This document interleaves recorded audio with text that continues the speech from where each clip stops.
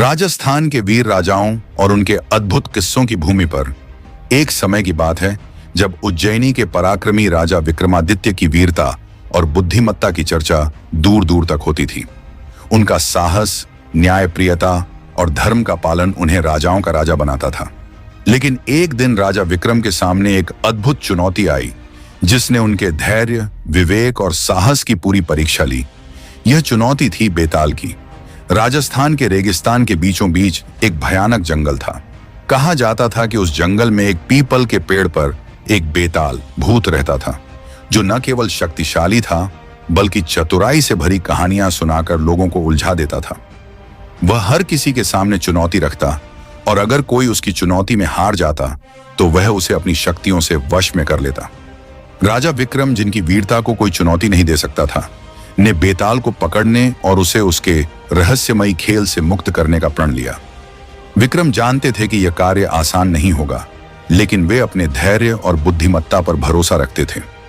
राजा विक्रम अपनी तलवार और ढाल के साथ वीरता से तैयार होकर उस जंगल में पहुंचे। जैसे ही वे पीपल के पेड़ के पास पहुंचे, उन्होंने देखा कि बेताल पेड़ से लटक रहा था। बेताल ने विक्रम को देखकर हंसते हुए कहा, हे राजा, तुम मुझे पकड़ सकते हो, लेकिन मैं तुम्हें ऐसी कहानियां सुनाऊंगा कि अगर तुमने उत्तर दिया तो मैं फिर भाग जाऊंगा। विक्रम ने बेताल की चुनौती स्वीकार की। वे बेताल को उठाकर चलने लगे, लेकिन तभी बेताल ने अपनी पहली कहानी शुरू की। बेताल ने कहा, राजा विक्रम, एक समय की बात है, एक राजा था जिसका नाम राजेंद्र था। उसकी एक सुंदर रानी थी और वे दोनों एक दूसरे से बहुत प्रेम करते थे। एक दिन राजा ने युद्ध में जाते समय अपनी रानी से वादा किया कि वह सुरक्षित लौटेगा, लेकिन दुर्भाग्यवश युद्ध में राजा की मृत्यु हो गई। रानी को जब यह खबर मिली तो वह अत्यंत दुखी हो गई और उसने निर्णय किया कि वह राजा के साथ सती हो जाएगी। लेकिन जब वह चिता पर बैठने जा रही थी तो राजा का एक वफादार सेनापति वहां आया और बोला, रानी, क्या यह सही है? अगर राजा जीवित होता तो क्या वह तुम्हें इस प्रकार अपनी जान देने देता? रानी ने कुछ पल सोचा और फिर वह चिता से उतर आई। अब मेरा प्रश्न यह है, बेताल ने राजा विक्रम से पूछा, क्या रानी का निर्णय सही था? क्या उसने सती होने से बचने का सही कारण चुना? राजा विक्रम ने कुछ क्षण सोचा और फिर उत्तर दिया, रानी का निर्णय उचित था। राजा अगर जीवित होता तो वह उसे सती होने की अनुमति नहीं देता। सच्चे प्रेम का अर्थ केवल मरना नहीं बल्कि जीवन की चुनौतियों का सामना करना है। जैसे ही विक्रम ने उत्तर दिया, बेताल फिर से हंसते हुए पेड़ पर लौट गया। विक्रम ने फिर से बेताल को पकड़ने का प्रण लिया और एक बार फिर उसे पेड़ से उतारा। अब बेताल ने दूसरी कहानी शुरू की।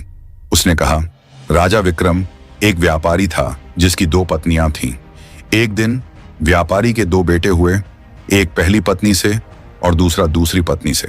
दोनों लड़के बड़े होकर अच्छे मित्र बन गए। एक दिन व्यापारी की मृत्यु हो गई और दोनों भाई उसकी संपत्ति के लिए आपस में लड़ने लगे। विवाद इतना बढ़ गया कि मामला राजा के पास पहुंचा। राजा ने दोनों लड़कों से कहा कि वे उस संपत्ति का बंटवारा करें, लेकिन दोनों अपने हिस्से से असंतुष्ट थे। राजा ने तब निर्णय लिया कि वह संपत्ति किसी तीसरे व्यक्ति को दे देगा ताकि दोनों भाई उस संपत्ति के बिना ही रह सकें। अब बताओ विक्रम, बेताल ने पूछा, क्या राजा का निर्णय सही था? विक्रम ने उत्तर दिया, नहीं, राजा का निर्णय गलत था। संपत्ति का न्यायपूर्ण बंटवारा करना राजा का कर्तव्य था। उसे इस प्रकार तीसरे व्यक्ति को देना न्याय के विरुद्ध था। जैसे ही विक्रम ने सही उत्तर दिया, बेताल फिर से पेड़ पर लौट गया, लेकिन विक्रम ने हार नहीं मानी। तीसरी बार बेताल ने विक्रम को अपनी अंतिम और सबसे कठिन कहानी सुनाई। उसने कहा, राजा विक्रम, एक बार की बात है, एक सुंदर राजकुमारी थी जिसका विवाह किसी से नहीं हुआ था। 3 राजकुमार उससे प्रेम करते थे और उसका दिल जीतने का प्रयास कर रहे थे। एक दिन एक राक्षस ने राजकुमारी का अपहरण कर लिया। पहला राजकुमार एक शक्तिशाली योद्धा था जिसने राक्षस को हराया और राजकुमारी को बचाया। दूसरा राजकुमार एक महान डॉक्टर था जिसने घायल राजकुमारी की जान बचाई। और तीसरा राजकुमार वह था जिसने उस राजकुमारी के लिए अपना पूरा जीवन समर्पित कर दिया था। अब बताओ विक्रम, बेताल ने पूछा, इन तीनों में से राजकुमारी का सच्चा पति कौन होना चाहिए? विक्रम ने उत्तर दिया, तीसरा राजकुमार। पहला और दूसरा राजकुमार अपने कर्तव्य निभा रहे थे, लेकिन तीसरा राजकुमार अपने प्रेम और समर्पण के कारण राजकुमारी का सच्चा जीवन साथी था। बेताल ने यह उत्तर सुनते ही ठहाका लगाया। तुमने सही उत्तर दिया राजा विक्रम, लेकिन अब मैं तुम्हारे साथ रहूंगा और तुम्हारे सवालों का उत्तर दूंगा। राजा विक्रम ने बेताल को पकड़ा और उसे अपने राज्य में ले आए। बेताल ने अंततः विक्रम को आशीर्वाद दिया और कहा, हे महान राजा, तुमने अपनी बुद्धिमत्ता, साहस और धैर्य से मेरी हर चुनौती को पार किया है। अब तुम्हारा राज्य सदा सुखी और समृद्ध